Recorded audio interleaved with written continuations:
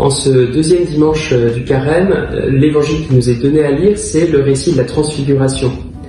Jésus va avec ses disciples sur la montagne et là, une nuée le couvre et une voix se fait entendre.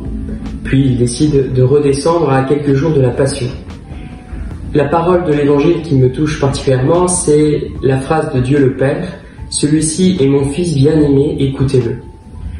C'est une phrase extraordinaire, ça montre toute la tendresse du Père pour chacun d'entre nous. Il veut rendre témoignage à son Fils, il veut nous dire combien il est présent sur notre route et qu'il ne nous abandonne pas. Celui-ci est mon Fils, écoutez-le. Oui mes chers enfants, ne désespérez pas, c'est mon Fils, c'est bien lui. À quelques jours de la Passion, quelle joie pour les apôtres d'entendre cette parole de Dieu le Père, une voix qui s'est fait peu entendre, mais qui s'est révélée à travers les prophètes, et qui, pour nous aujourd'hui, parle à travers le Christ. Cette parole, c'est aussi un acte d'adoration. Il est mon Fils.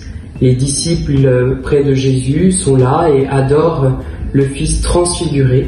Et là, le Père rend témoignage à son Fils.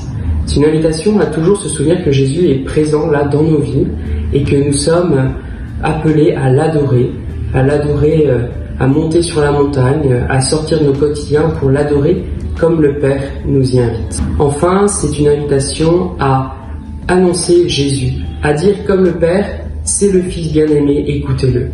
C'est une invitation à redescendre de la montagne et à annoncer la bonne nouvelle à tous nos frères, à leur annoncer cette joie que nous avons de suivre le Fils choisi par le Père, envoyé par le Père pour nous sauver et nous rouvrir le paradis.